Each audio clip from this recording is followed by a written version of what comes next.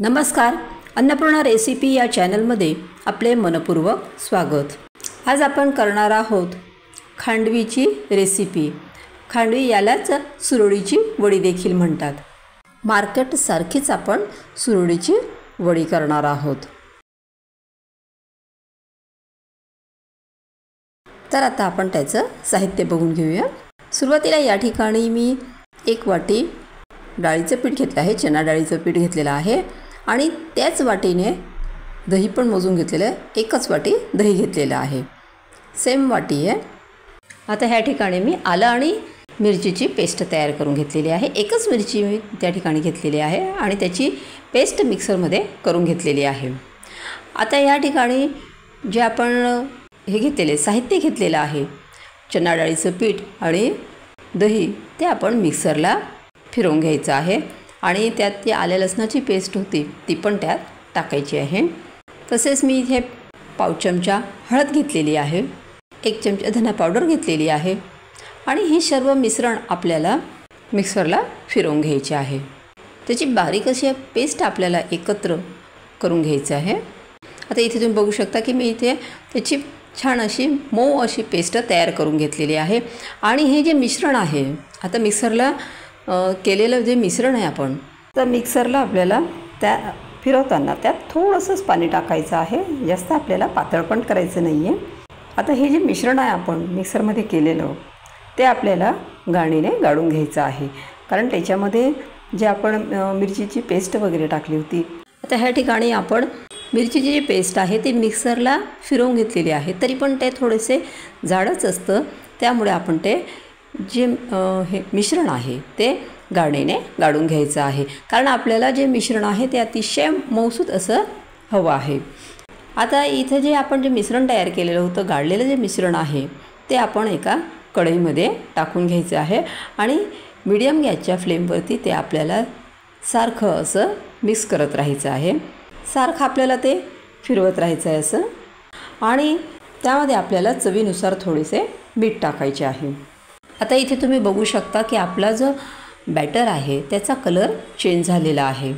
आता हे मिश्रण तयार झालेलं आहे, हे आपण कसं ओळखायचं, तर एका प्लेटवरती ते आपल्याला असे थोडेसे टाकून पाहिजे आहे आणि असं स्प्रेड करायचं आहे आणि थोडा वेळ थंड होऊ ते आपल्याला बघायचं आहे की असे निघते का।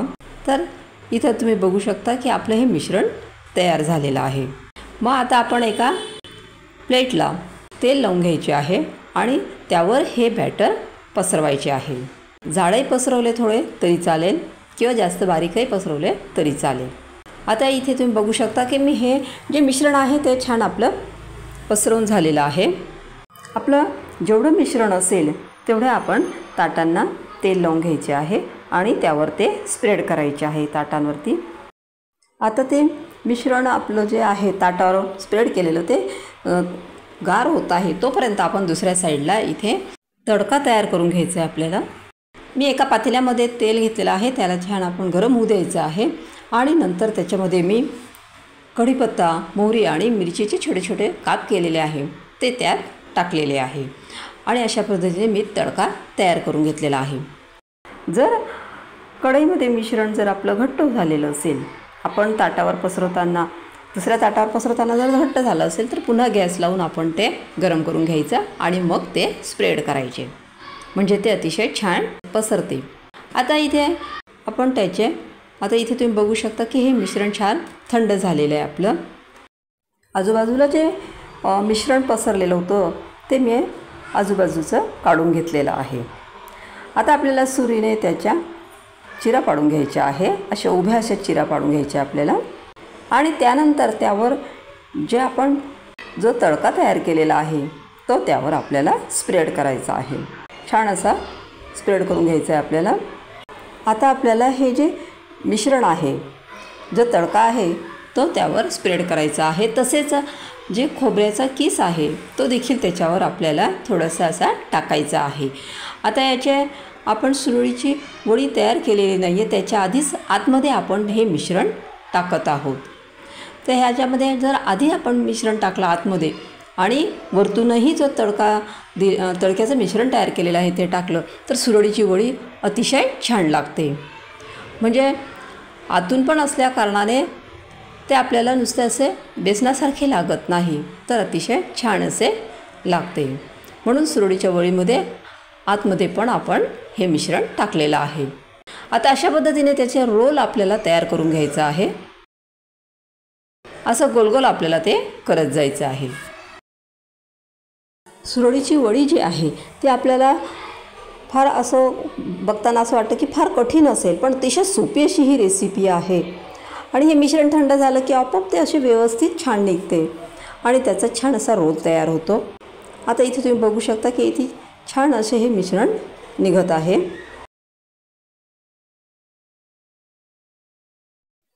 आता ह्या पद्धतीने आपल्याला खांडवीचे रोल तयार झालेले आहेत।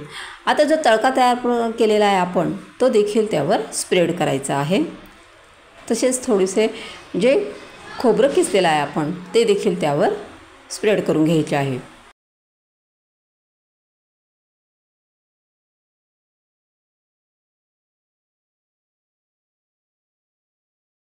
इथे तुम्ही खोबऱ्याचं कीस देखील टाकू शकता। मी इथे खोबऱ्याची जी पावडर आहे ती त्यावर स्प्रेड केलेली आहे।